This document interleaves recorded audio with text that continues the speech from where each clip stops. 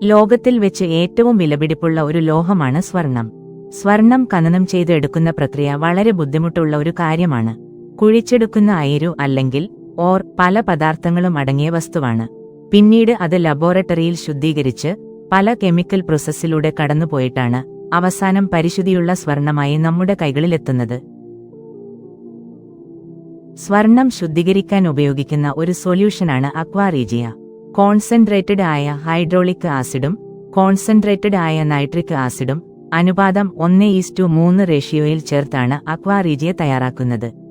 ഇതിനെ royal water അഥവാ രാജകീയ വെള്ളം എന്ന് ശാസ്ത്രലോകം വിശേഷിപ്പിക്കുന്നു.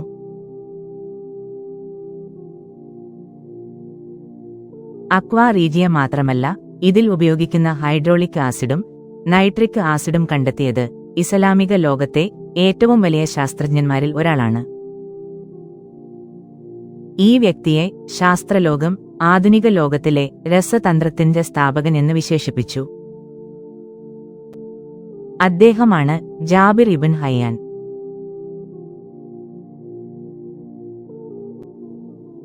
ഇസ്ലാമിക സുവർണ കാലഘട്ടത്തിലെ ഏറ്റവും പ്രഗത്ഭരായ ശാസ്ത്രജ്ഞരിൽ ഒരാളാണ് ജാബിർ ഇബ്ൻ ഹയ്യാൻ. രസതന്ത്ര പരീക്ഷണങ്ങൾക്കായി വിവിധ ഉപകരണങ്ങൾ കണ്ടുപിടിക്കുന്നതിൽ അദ്ദേഹം വളരെ പ്രശസ്തനായിരുന്നു. കൂടാതെ നിരവധി രസതന്ത്ര പരീക്ഷണങ്ങളും അദ്ദേഹം തന്നെ നടത്തിയിട്ടുണ്ട്. ഹൈഡ്രോക്ലോറിക് ആസിഡ് ഉൾപ്പെടെ നിരവധി പുതിയ രാസവസ്തുക്കൾ അദ്ദേഹം കണ്ടെത്തി.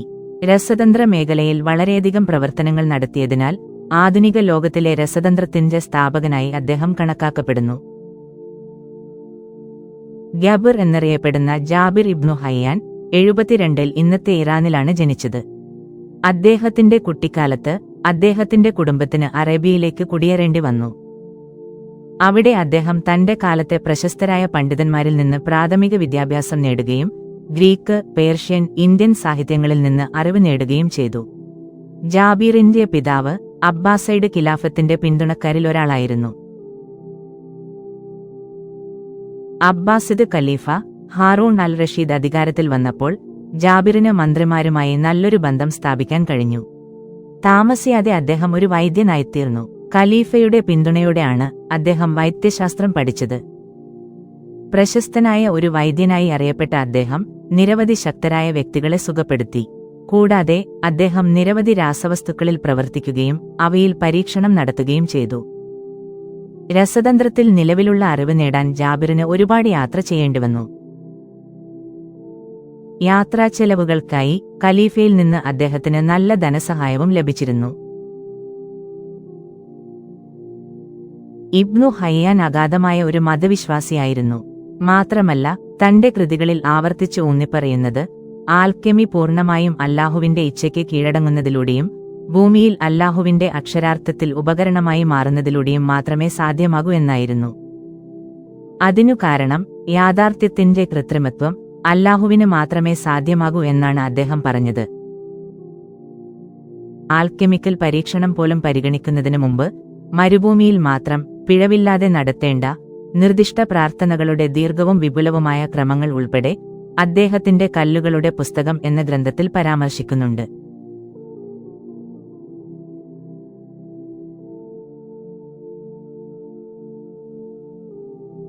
ആൽക്കെമി എന്നത് ജാബിർ ഇബ്നു ഹയ്യാൻ സ്ഥാപിച്ച മധ്യകാല കാലത്തെ രസതന്ത്രത്തിന് ഉപയോഗിക്കുന്ന പദമാണ്. മെറ്റീരിയലുകളിൽ പ്രവർത്തിക്കുന്നതിനുള്ള പരീക്ഷണാത്മക സമീപനങ്ങളിലും അവ തമ്മിലുള്ള രാസപ്രവർത്തനങ്ങളിലും അദ്ദേഹം തന്റെ വൈദഗ്ധ്യം വികസിപ്പിച്ചെടുത്തു. വാറ്റിയെടുക്കുന്ന പ്രക്രിയകൾ, ക്രിസ്റ്റലൈസേഷൻ, ലോഹങ്ങളുടെ സംയോജനം തുടങ്ങിയ ആൽക്കെമിക്കൽ പ്രക്രിയകൾ ജാബിർ നന്നായി രേഖപ്പെടുത്തിയിട്ടുണ്ട്. പദാർത്ഥങ്ങളെ സ്പിരിറ്റ്, ലോഹങ്ങൾ, സ്ലേറ്റുകൾ എന്നിങ്ങനെ തരംതിരിക്കുന്ന സമ്പ്രദായവും അദ്ദേഹം അവതരിപ്പിച്ചു. ഇരുമ്പ് പോലെയുള്ള ലോഹങ്ങളെ ചില രാസപ്രക്രിയകളിലൂടെ സ്വർണമാക്കി മാറ്റുന്നതിനെപ്പറ്റിയും ജാബിർ വിവിധ പരീക്ഷണങ്ങൾ നടത്തി. അദ്ദേഹം അതിൽ വിജയിച്ചില്ലെങ്കിലും അദ്ദേഹം പരാജയപ്പെട്ട ഗവേഷണവും പ്രക്രിയയും രേഖപ്പെടുത്തിയിട്ടുണ്ട്. 17-ാം നൂറ്റാണ്ട് വരെ മറ്റ് ലോഹങ്ങളിൽ നിന്ന് സ്വർണം നിർമ്മിക്കാൻ ആൽക്കെമി ഉപയോഗിച്ചിരുന്നു. പ്രശസ്ത ശാസ്ത്രജ്ഞരിൽ ഒരാളായ സർ ഐസക് ന്യൂട്ടനും ആൽക്കെമിയിൽ താൽപ്പര്യമുള്ള ആളായിരുന്നു. കൂടാതെ ലോഹങ്ങളുടെ പരിവർത്തനത്തിനായി നിരവധി പരീക്ഷണങ്ങൾ നടത്തുകയും ചെയ്തിട്ടുണ്ട്.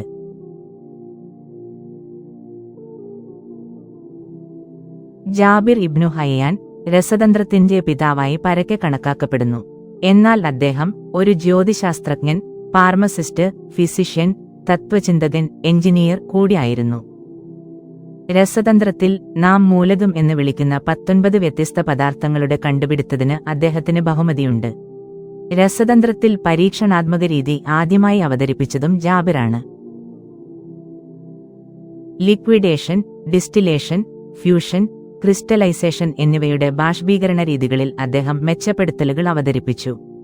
ഈ രീതികൾ ഉപയോഗിച്ച് അദ്ദേഹം കൺസെൻട്രേറ്റഡ് ലായനികൾ നിർമ്മിച്ചു. വിനാഗിരിയിൽ നിന്നുള്ള acetic acid, caustic soda, nitric acid, hydrochloric acid, sulphuric acid എന്നിവയും അദ്ദേഹം കണ്ടെത്തി. ഹൈഡ്രേറ്റഡ് മെർക്കുറി, ആർസെനിയസ് ഓക്സൈഡ് തുടങ്ങി ധാരാളം രാസവസ്തുക്കൾ അദ്ദേഹം വിജയകരമായി തയ്യാറാക്കി.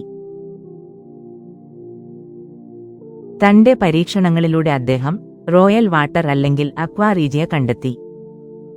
സ്വർണം അലിയിക്കാൻ കഴിയുന്ന ചുരുക്കം ചില പദാർത്ഥങ്ങളിൽ ഒന്നാണ് അക്വാ റീജിയ. ഇത് സ്വർണം വേർതിരിച്ചെടുക്കുന്നതിനും ശുദ്ധീകരിക്കുന്നതിനും വേണ്ടിയാണ് ഉപയോഗിക്കുന്നത്. നാരങ്ങയിൽ നിന്നും മറ്റ് പഴുക്കാത്ത പഴങ്ങളിൽ നിന്നും സിട്രിക് ആസിഡ്, വിനാഗിരിയിൽ നിന്ന് അസറ്റിക് ആസിഡ്, വൈൻ നിർമ്മാണ അവശിഷ്ടങ്ങളിൽ നിന്ന് ടാർട്ടാറിക് ആസിഡ് എന്നിവയും അദ്ദേഹം വേർതിരിച്ചെടുത്തു. സ്റ്റീൽ, മറ്റ് ലോഹങ്ങൾ എന്നിവയുടെ നിർമ്മാണം, തുരുമ്പ് തടയൽ, സ്വർണം കൊത്തിവയ്ക്കൽ, ചായം പൂശിയതും വാട്ടർ പ്രൂഫിംഗ് ആയ തുണികൾ, തുകൽ ടാനിംഗ്, പിഗ്മെന്റുകളുടെയും മറ്റ് വസ്തുക്കളുടെയും രാസവിശകലനം തുടങ്ങി നിരവധി നിർമ്മാണ പ്രക്രിയകൾ മെച്ചപ്പെടുത്തുന്നതിന് ജാബിർ തന്റെ രാസപരിജ്ഞാനം പ്രയോഗിച്ചു. ഇരുമ്പ് ഉൽപ്പാദിപ്പിക്കുന്ന പച്ചനിറത്തെ പ്രതിരോധിക്കാൻ ഗ്ലാസ് നിർമ്മാണത്തിൽ മാംഗനീസ് ഡയോക്സൈഡിന്റെ ഉപയോഗവും അദ്ദേഹം വികസിപ്പിച്ചെടുത്തു. ഈ പ്രക്രിയ നിലവിൽ ഇന്നും ഉപയോഗിക്കുന്നുണ്ട്. പിന്നീട് അദ്ദേഹം കത്താത്ത പേപ്പർ നിർമ്മിച്ചു, അതായത് ഫിൽറ്റർ പേപ്പർ. പിന്നീട് ഇരുമ്പ് തുരുമ്പെടുക്കുന്നത് തടയുന്ന ഒരുതരം പെയിന്റ് അദ്ദേഹം ഉണ്ടാക്കി. വെള്ളി ലായനിയിൽ നിന്ന് ആസിഡുകൾ ഉപയോഗിച്ച് സ്വർണം വേർതിരിക്കുന്ന രീതി ആദ്യമായി അവതരിപ്പിച്ചതും ജാബിറാണ്. അത് ഇന്നും പ്രബലമായി ഉപയോഗിക്കപ്പെടുന്ന രീതിയാണ്. തിളക്കുന്ന വീഞ്ഞ് കത്തുന്ന നീരാവി പുറപ്പെടുവിക്കുകയും അതു മറ്റൊരു പദാർത്ഥമായി ഉപയോഗിക്കാം എന്ന് കണ്ടെത്തിയതും ജാബിറാണ്. പിൽക്കാലത്ത് ആൽക്കഹോൾ ഉണ്ടാക്കുന്ന പ്രക്രിയയിലെ വഴിവെച്ചതും ഈ കണ്ടുപിടുത്തമാണ്. അതു പിന്നീട് ശാസ്ത്രജ്ഞനായ അൽ റാസിയുടെ എത്തനോൾ കണ്ടെത്തലിലേക്ക് വഴിയൊരുക്കുകയും ചെയ്തു. ജാബിർ പദാർത്ഥങ്ങളെ 3ആയി തിരിച്ചു. അതിൽ ആദ്യത്തെ വിഭാഗത്തെ വിളിച്ചത് ആത്മീയ പദാർത്ഥങ്ങൾ എന്നാണ്. അതായത് ചൂടാകുമ്പോൾ നീരാവിയായി മാറുന്ന പദാർത്ഥങ്ങൾ. സൾഫർ, അമോണിയം ക്ലോറൈഡ്, ക്യാംപോർ അഥവാ കർപ്പൂരം, ആഴ്സനിക് മുതലായ പദാർത്ഥങ്ങൾ വരുന്ന വിഭാഗമായിരുന്നു ആദ്യത്തേത്. രണ്ടാമത്തേത് മെറ്റൽസ് അഥവാ ലോഹങ്ങൾ എന്ന് വിളിച്ചു. ഇതിൽ ചെമ്പ്, വെള്ളി, സ്വർണം, ഇരുമ്പ് മുതലായവ ആയിരുന്നു. മൂന്നാമത്തേത് പൊരുത്തപ്പെടാത്ത പദാർത്ഥങ്ങൾ എന്ന് വിളിച്ചു. അതിൽ പാറകൾ, കരി മുതലായ ഉൾപ്പെടുന്നു. ആസിഡുകളുടെ കണ്ടെത്തൽ. സൾഫ്യൂറിക് ആസിഡും നൈട്രിക് ആസിഡും ആദ്യമായി ഉത്പാദിപ്പിച്ചത് അദ്ദേഹമാണ്. മിക്ക ആളുകൾക്കും അറിയാവുന്ന വളരെ പ്രശസ്തമായ ആസിഡാണ് സൾഫ്യൂറിക് ആസിഡ്. വാഹനങ്ങളുടെ ബാറ്ററികളിൽ പൊതുവായി ഉപയോഗിക്കുന്ന ആസിഡ് ആണ് സൾഫ്യൂറിക് ആസിഡ്. ആൽക്കലി. ആൽക്കലിക്ക് അടിസ്ഥാനമിട്ടതും ഇദ്ദേഹമാണ്. ചില പദാർത്ഥങ്ങൾക്ക് ജലത്തെ മൃദുവാക്കാനാകും എന്ന് കണ്ടെത്തി.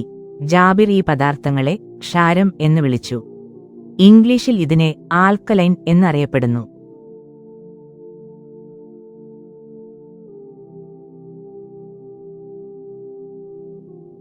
കെമിസ്ട്രി ഉപകരണങ്ങൾ. ജാബിർ 20ലധികം തരം കെമിസ്ട്രി ലാബ് ഉപകരണങ്ങൾ വികസിപ്പിച്ചെടുത്തു. അവയിൽ മിക്കതും ഇന്നത്തെ ലബോറട്ടറികളിലും ഉപയോഗിക്കുന്നുണ്ട്.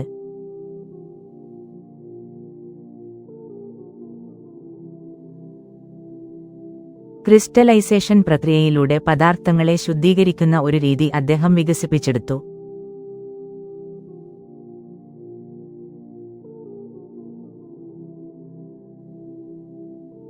ജാബിർ ഇബ്ൻ ഹയ്യാന്റെ പേരിൽ ഏകദേശം 3000 പുസ്തകങ്ങളും രചനകളുമുണ്ട്.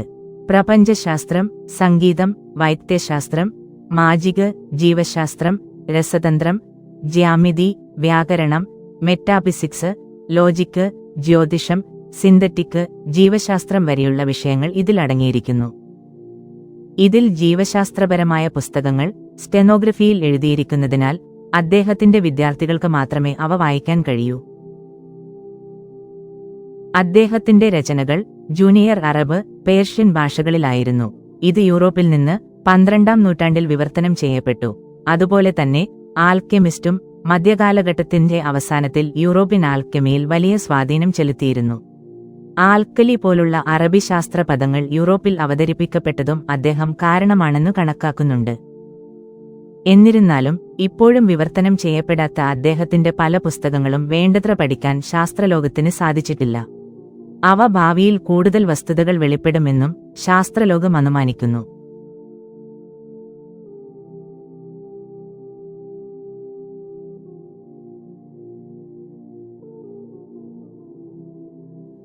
ചില അജ്ഞാത കാരണങ്ങളാൽ ജാബിറിന്റെ പിന്തുണക്കാരെ ഖലീഫ വധിച്ചപ്പോൾ അദ്ദേഹം കൂഫയിലേക്ക്, അതായത് ഇന്നത്തെ ഇറാഖിലേക്ക് പലായനം ചെയ്യേണ്ടി വന്നു. പിന്നീട് കൂഫയിൽ ജാബിർ ഒരു ലബോറട്ടറി സ്ഥാപിച്ചു.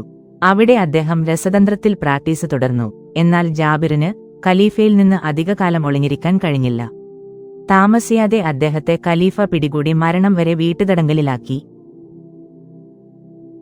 അവസാനം 815-ൽ അദ്ദേഹം ഈ ലോകത്തോട് വിട പറഞ്ഞു.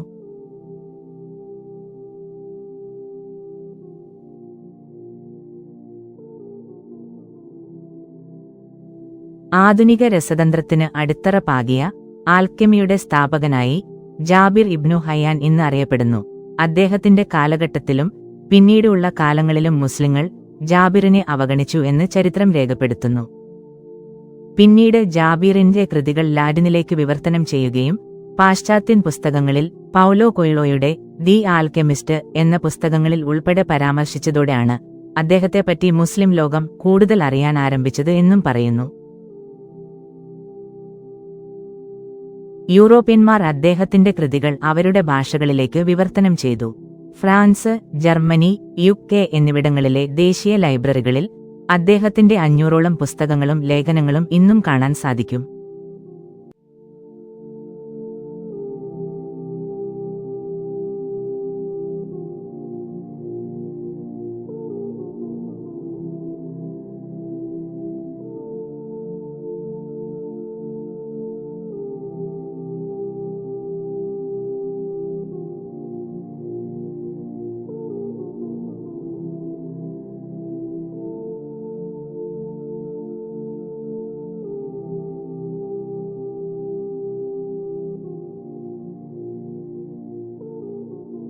മറ്റൊരു വീഡിയോയിൽ വീണ്ടും കാണാം.